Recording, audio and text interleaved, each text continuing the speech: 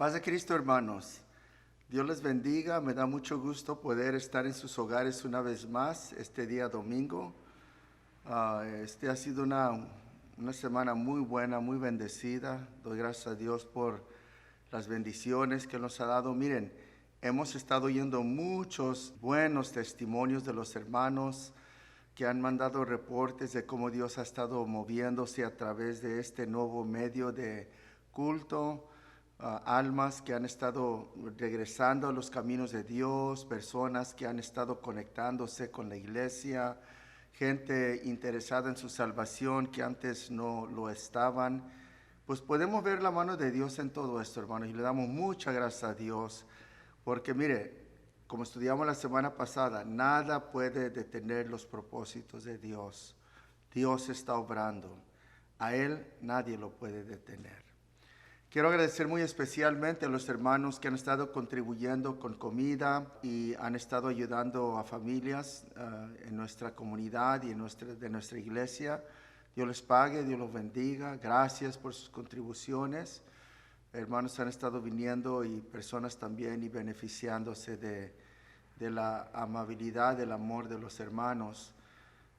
También hay otros hermanos que han estado ayudando económicamente a hermanos que se han encontrado un poquito de dificultad.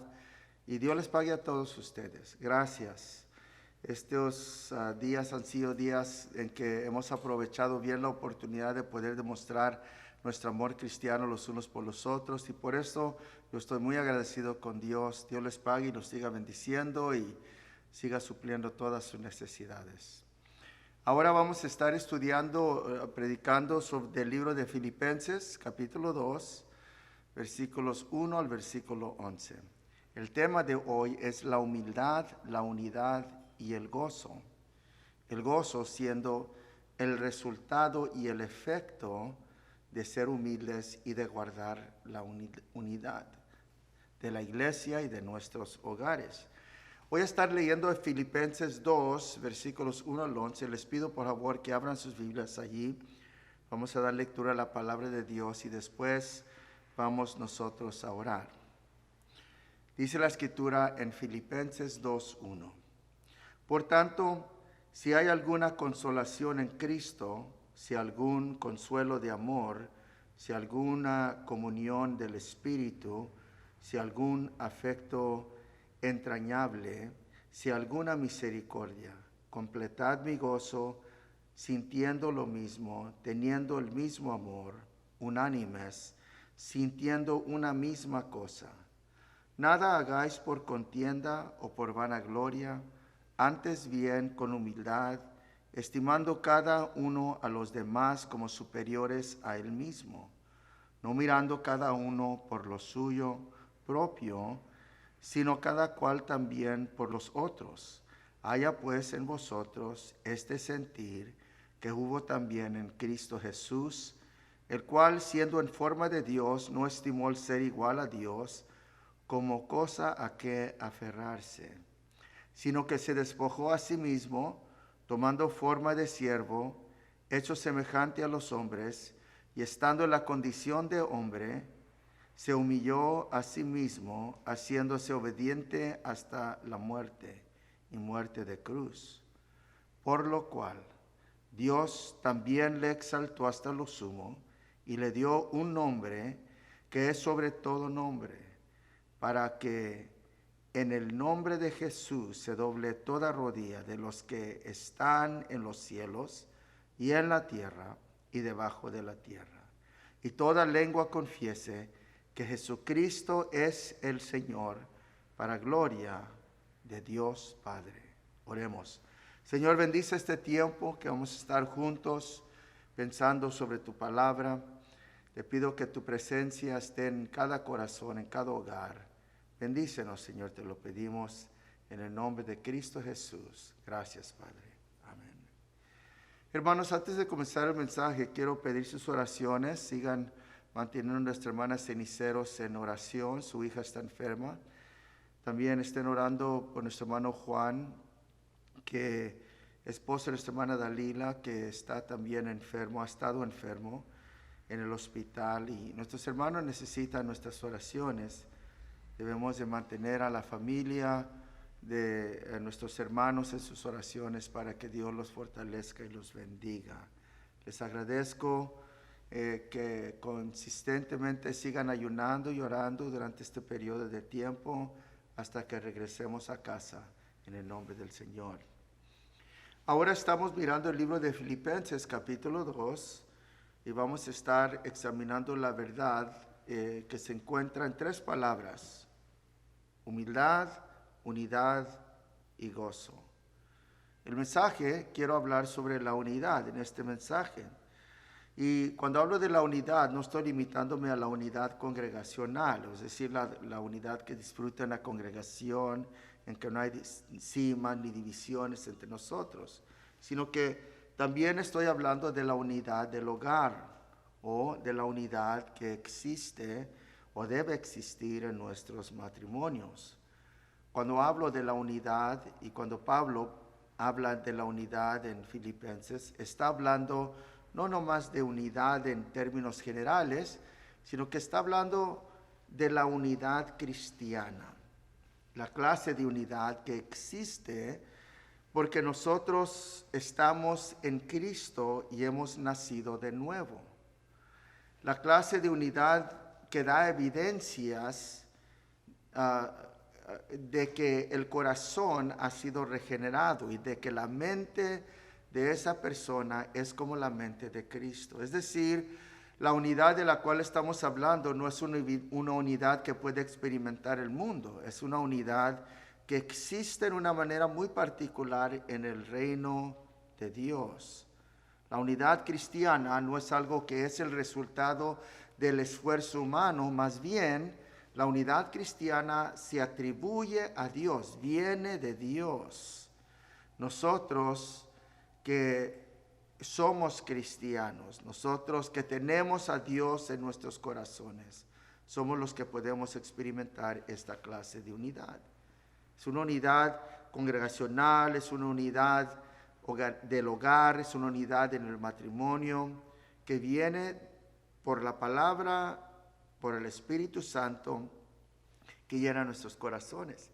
Pero es una unidad que se extiende mucho más allá, se extiende a personas que ni conocemos, personas al otro lado del mundo, que se reúnen y que glorifican a Dios, que entregan sus vidas al Señor. Cada persona bautizada en el nombre de Jesucristo, que ha entregado su vida al Señor alrededor de todo el mundo, aunque no nos conozcamos ni nunca los vayamos a conocer, ellos forman parte de esta unidad cristiana que nosotros disfrutamos.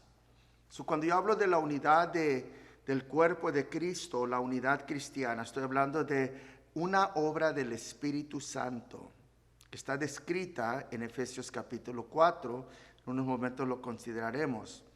La unidad que disfruta el cristiano. Cuando hablo de la unidad, no estoy hablando de la uniformidad, la eliminación de las diferencias entre nosotros, no. La unidad cristiana existe a pesar de todas las diferencias que hay entre nosotros: raza, cultura, costumbres, estatus económico, social, no importa, nada de eso importa. La unidad de la cual hablamos no es una uniformidad, no depende de eso, absolutamente no. Cuando yo hablo de la unidad o cuando la Biblia habla de la unidad, no estamos hablando de la clase de unidad que se logra a través de la conformidad a normas que no están de acuerdo con nuestra fe cristiana, ni estoy hablando de una unidad a la cual se llega porque hemos comprometido algo de nuestros valores o creencias. No, eso no es unidad cristiana. Los cristianos y la unidad cristiana no requiere que estemos en acuerdo sobre todos los temas y todas las cosas.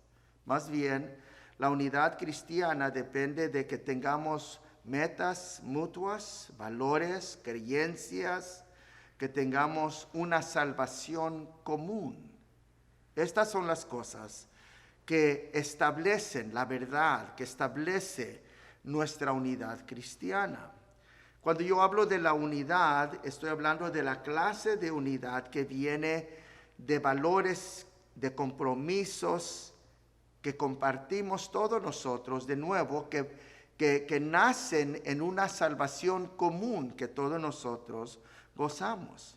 La verdad siendo un principio fundamental. Una de las cosas que nos une como pueblo de Dios es nuestro compromiso a la verdad. Nosotros todos giramos alrededor de este compromiso, donde quiera que estemos. Nuestra doctrina nos une, nuestras creencias nos unen. La unidad era algo muy importante para Pablo. Es más, algunos versículos de la Escritura claramente lo indican. Efesios 4:3 dice: y solícitos en guardar la unidad del Espíritu en el vínculo de la paz.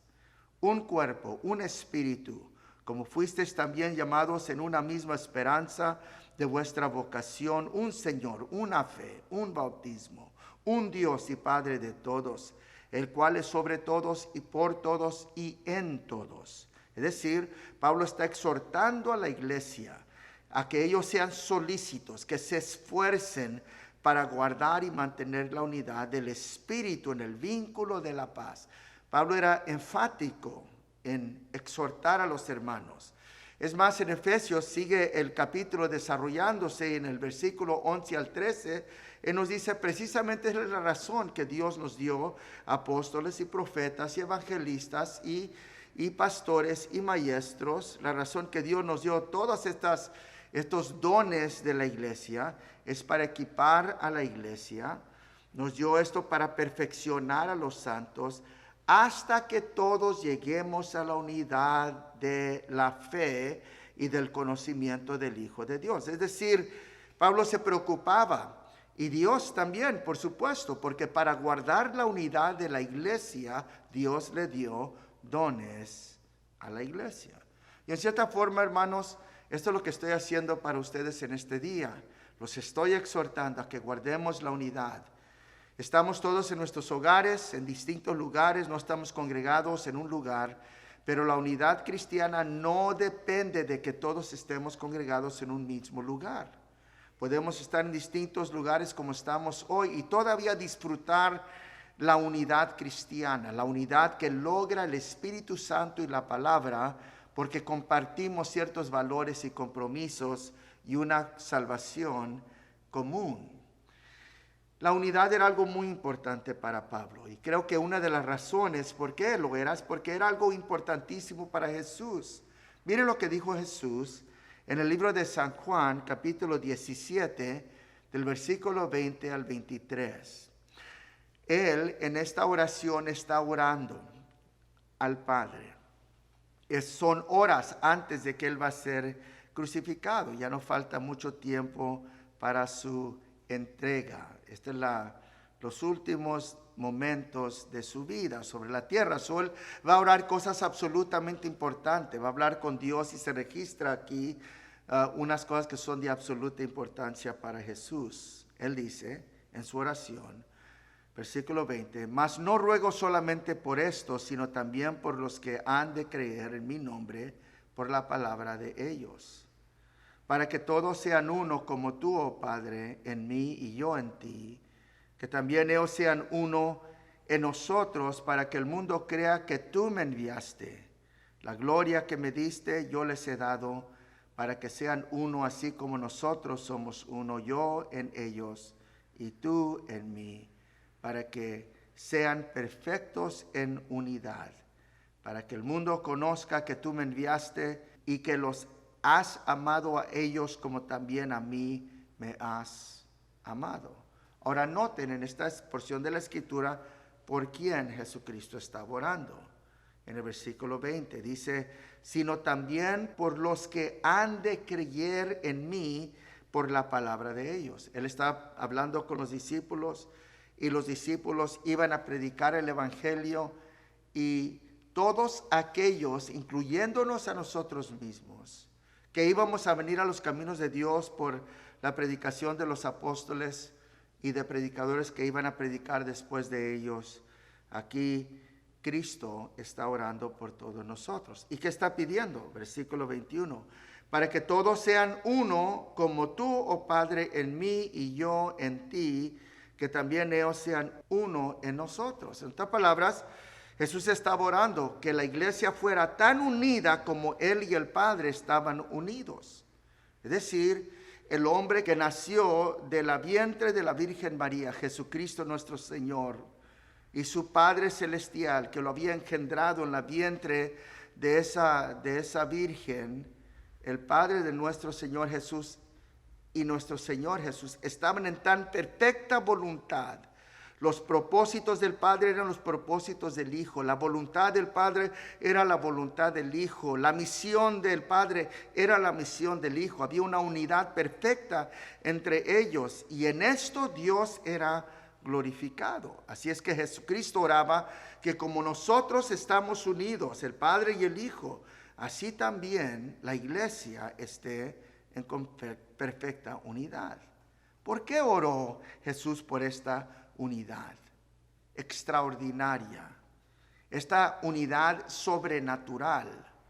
Bueno, la Biblia nos dice que Jesucristo oró por esta unidad en el versículo 23, para que el mundo crea que tú me enviaste y que los has amado a ellos como también a mí me has amado. La iglesia, la unidad de la iglesia es clave para el avance del mensaje del reino de Dios. Si el pueblo de Dios se mantiene unido, entiende cómo trabaja la unidad cristiana, si nos mantenemos unidos, el resultado es que la gente se les facilita creer el mensaje del evangelio, para que todos sean uno como tú, oh Padre, en mí y yo en ti, también ellos sean unos en nosotros, para que el mundo crea que tú me enviaste. Dios envió al Hijo. Ahora, cuando hay desunidad, desacuerdos, cuando hay pleitos y desunión en el pueblo de Dios, en un hogar cristiano, en un matrimonio cristiano, hay un tremendo conflicto. Las palabras comunican una cosa: el Padre nos ama, y eso lo podemos saber porque el Padre amó al Hijo, pero nosotros estamos peleados, nosotros no estamos en unidad, y eso trae descrédito al mensaje. La credulidad del mensaje cristiano depende de la unidad de la iglesia. No solo predicamos un mensaje, modelamos un mensaje. Y eso es en la iglesia, en la unidad que tenemos, en la unidad que mantenemos mientras estamos fuera de nuestro templo, en la unidad de la familia cristiana, apostólica, en la unidad del matrimonio cristiano. Todo eso está comunicando al mundo la veracidad del mensaje cristiano. Y a base de todo esto, Pablo escribe Filipenses 2, 1 al 11. Examinemos estas citas. Comencemos con el versículo 1. Por tanto, si hay alguna consolación en Cristo, si algún consuelo de amor, si alguna comunión del Espíritu, si algún efecto entrañable, si alguna misericordia. Y la idea es esta: no cuestionar si había o no había, seguro que había. La palabra, la expresión por tanto, si hay alguna, es una acertación, una afirmación de que sí existe esto en la iglesia. Consolación, amor, comunión, afecto entrañable, amor, misericordia. Todas estas cosas existen en la iglesia. Y entonces Pablo está diciendo que porque existe la consolación, es decir, la presencia del Espíritu Santo en la iglesia, la presencia de Cristo en la iglesia, sí, porque existe un amor no merecido, que no hemos merecido, el amor agape de Dios, porque somos partícipes de una iglesia que es como una familia, como una hermandad, donde hay amor y afecto y cariño y atención. Porque en nuestras vidas no hemos recibido el castigo que merecíamos, porque andábamos en rebelión contra Dios. Si estas cosas son verdad y eran verdad, la iglesia responde amén, seguro que son verdad. Y todos nosotros podemos decir lo mismo. Yo les preguntaría si Dios, hermanos, y si ustedes han sentido la presencia de Dios, si han recibido un amor que no merecían, si participan y son parte de una familia, de una iglesia, de una hermandad, si Dios ha detenido su ira en contra de nosotros, si esto ha sido una realidad en sus vidas, Entonces, tengan unidad cristiana. Esfuércense para mantener la unidad. La respuesta es que nosotros todos diríamos, seguro que sí hemos experimentado todo esto. La verdad es esta, hermanos, que todas estas cosas eran verdad para los cristianos de Filipo. Habían vivido todas estas realidades. El ser cristiano es disfrutar beneficios extraordinarios. El ser cristiano es vivir una vida llena de las cosas más importantes y más satisfacientes que una persona puede experimentar y vivir. Y Pablo, él se llenaba de gozo. Versículo 2, él dice, completad mi gozo. Es decir, él oía de ellos, sabía que estaban allí, que estaban bien, que habían traído una ofrenda de amor, que él se encontraba bien por el amor y la compasión de los hermanos hacia él. Y eso lo llenaba de gozo. Pero dice, ahora esto va a llenar mi gozo, que ustedes estén sintiendo lo mismo, teniendo el mismo amor, unánimes, sintiendo una misma cosa. El gozo de Pablo se movía de un 5 a un 10, por decirlo así, sabiendo que los hermanos en Filipos estaban unidos. Tenían una mentalidad, un sentir, un sentimiento. Y el sentimiento era que estaban unidos, estaban participando del mismo afecto, el mismo amor que tenían los unos para con los otros. Sí, la unidad cristiana no es solamente como una filosofía, o no se puede explicar solo en obligaciones que tenemos los unos para los otros, sino aquí lo que Pablo nos enseña es que la unidad cristiana nace de la fuente de un afecto real.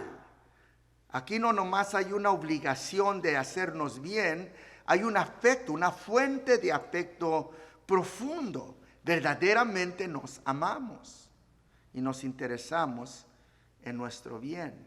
Entonces, ¿qué es? Sigue Pablo hablando lo que tenemos que hacer nosotros para guardar esta unidad cristiana, para poder realizarla. Bueno, en el versículo 3 al versículo 4, él nos explica y nos dice esto. Nada hagáis por contienda, por vanagloria, antes bien con humildad, estimando cada uno a los demás como superiores a él mismo, no mirando cada uno por lo suyo propio, sino cada cual también por lo de los demás. En otras palabras, Pablo nos dice aquí qué hacer para poder participar y contribuir a la unidad de la iglesia, a la unidad de la casa, a la unidad del hogar, a la unidad entre padres y hijos. Número 1, no sean egoístas en lo negativo, y ahora en lo positivo, ustedes deben de ser humildes. Son dos cosas. Lo describe primero en lo negativo, cuando él dice esto, nada hagáis por contienda o por vanagloria. Nada hagáis por contienda o por vanagloria. Y entonces en el siguiente versículo dice, antes bien con humildad, estimando cada uno de los demás como superiores a él mismo. Primero, él no lo pone, no lo presenta en lo negativo, y entonces lo cambia y nos pone algo en lo positivo. No solo que no hacer, sino ahora que sí debemos de hacer. No solo lo que no debemos cultivar en el corazón, sino lo que debemos de cultivar en el corazón. Miren, nada hagáis por contienda o por vanagloria. Y esencialmente lo que eso está diciendo es no sean egoístas. La palabra contienda allí es interesante porque está hablando de ambición egoísta. Es decir, tener un fuerte deseo de cuidar del número uno, quien soy yo, de mis intereses, de mi vida, de lo que yo quiero, de mi felicidad, de mi contentamiento, de mi bienestar.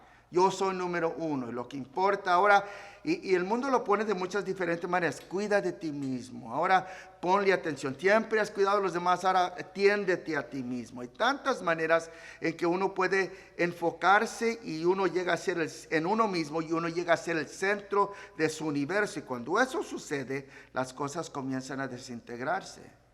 Usted note que en los tiempos de su vida, cuando usted ha sido más feliz, es cuando usted ha vivido para el beneficio, para ayudar a otros. Ha dominado el egoísmo en su vida. Ahora Pablo también lo pone en lo positivo, cuando él nos dice a nosotros: antes bien, con humildad, estimando cada uno a los demás como superiores a sí mismos. Y en esta porción de la Escritura, Pablo nos da algunas cosas que hacer. Él nos dice, número 1, que nosotros debemos de dar atención, de ser humildes, debemos de ser humildes, y debemos de ser personas que damos y tratamos a otras personas de una manera especial. Miren, por favor, en primer lugar, humildad. Es decir, debemos de estimar a los demás o tratar a otros a veces como no se lo merecen. Todos nosotros nos hemos portado de maneras que no hemos merecido el buen trato. Nos hemos portado mal, hemos tenido malas actitudes, hemos hecho cosas que no debemos de haber hecho.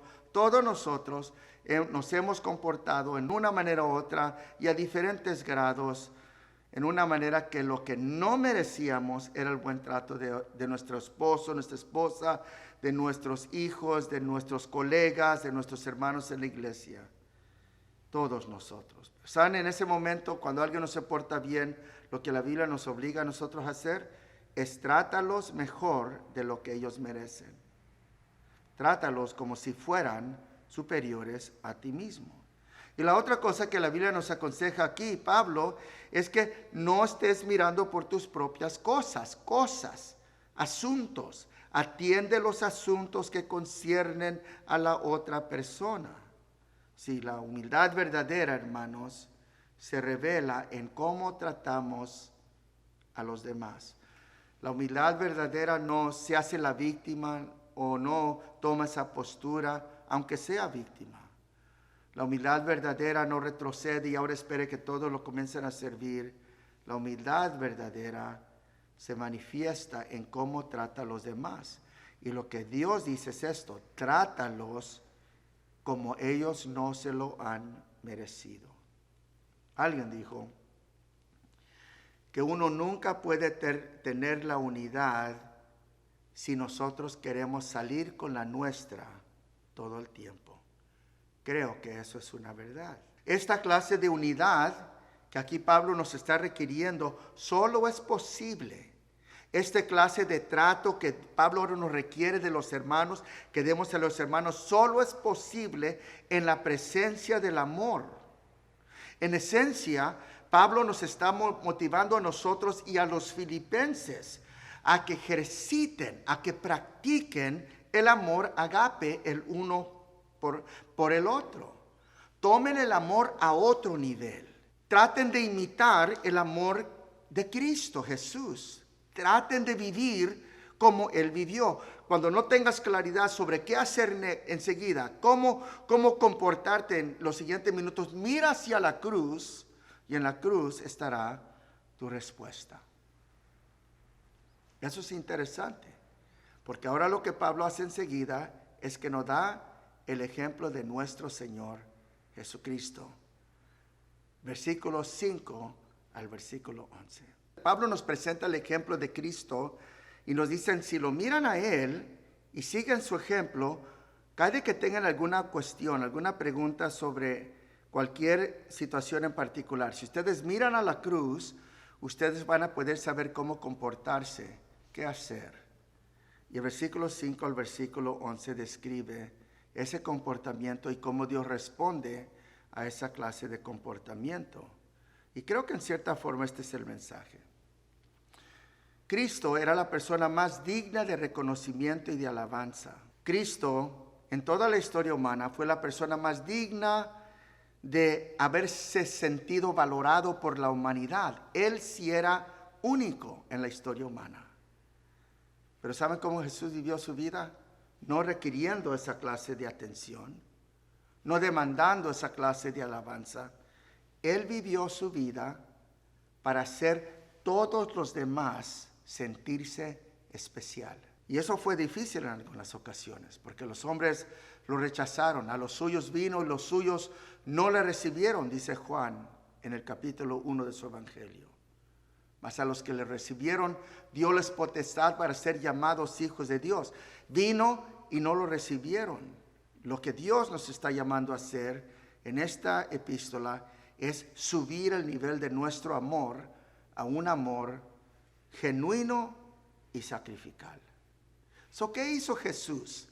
Para enseñarle al mundo, para demostrarle a la iglesia nuestro grande valor para Él. A pesar de nuestra rebelión, a pesar de nuestro pecado, escúcheme bien, a pesar de que habíamos ofendido a Dios y nos habíamos descarriado como ovejas, ¿qué es lo que Jesús hizo? Él no vino aquí con dominio y autoridad para que toda rodilla se doblara delante de Él en el momento. No, Él encomendó todas las cosas al Padre. Él puso todo en el tiempo del Padre. Él iba a ordenar las cosas como tenían que hacer. Y lo que Él hizo mientras estaba en la tierra es que Él nos demostró el valor que cada uno de nosotros tenemos ante el Padre y teníamos para Él. ¿Cómo lo hizo? Por su humildad.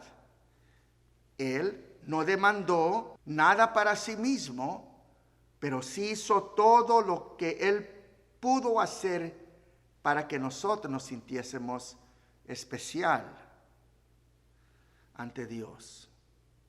Miren, aquí hay tres cosas que Pablo nos describe. En el versículo 6 nos dice Pablo esto, que aunque el Hijo de Dios era la manifestación de Dios en la tierra, Él no usó ese conocimiento que Él tenía para tomar ventaja. Es interesante, porque todo lo opuesto sucede en el mundo. Dale a una persona un poquito de educación, un poquito de autoridad, una promoción en el trabajo.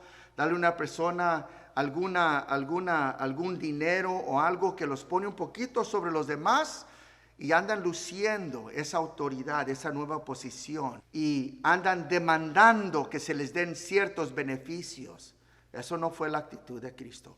Eso destruye la autoridad. Es interesante que en la mente de Cristo los líderes deben de servir a los que están debajo de su autoridad, y los que están bajo su autoridad deben de servir también a los que están en autoridad. Es un mutuo servicio. Jesucristo en el versículo 6 nos dice que Él, aunque era el Hijo de Dios, Dios manifestado en carne, Él no usó ese conocimiento para tomar ventaja sobre los hombres. Versículo 6. El cual, siendo en forma de Dios, no estimó el ser igual a Dios como cosa a que aferrarse. Más bien, entonces lo que Dios hizo en el versículo 7 dice esto: sino que se despojó a sí mismo, tomando forma de siervo, hecho semejante a los hombres. Aunque Él sabía que Él era el Hijo de Dios, Dios manifestado en carne, Él no tomó ventaja de ese conocimiento, ni demandó nada, ni requirió nada por ese conocimiento. Al contrario, lo que Él hizo es que Él se hizo como nada.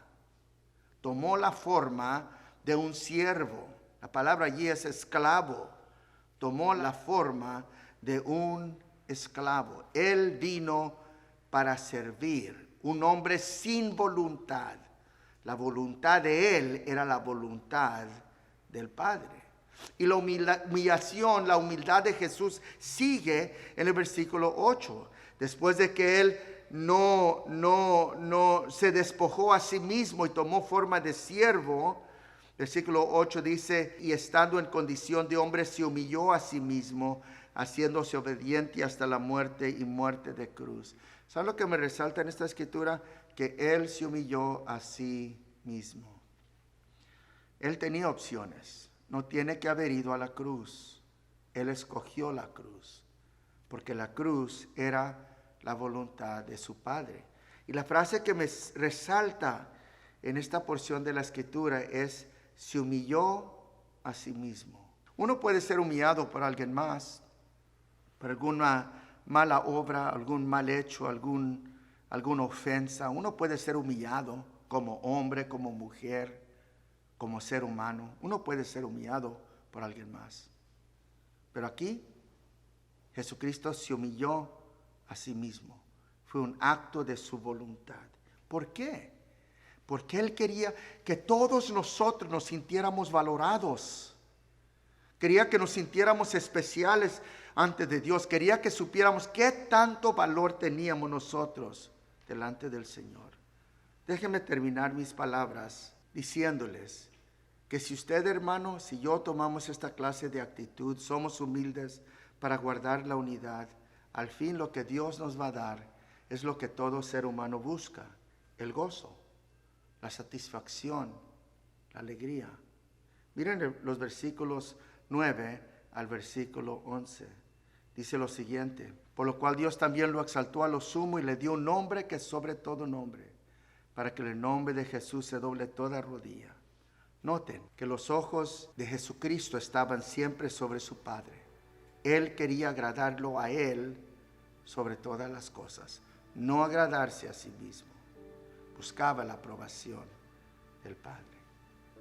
Y yo vengo a decirte en este día, mi amigo, que esto es lo que Dios quiere para cada miembro de nuestra iglesia, nuestra congregación: darnos paz, darnos gozo. El camino hacia el gozo, hacia la satisfacción, hacia la plenitud que todos nosotros buscamos, se encuentra en el camino de la humildad.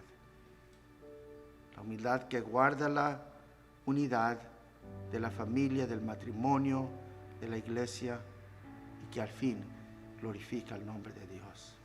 Yo le pido a Dios que me dé a mí esta clase de humildad. Oremos.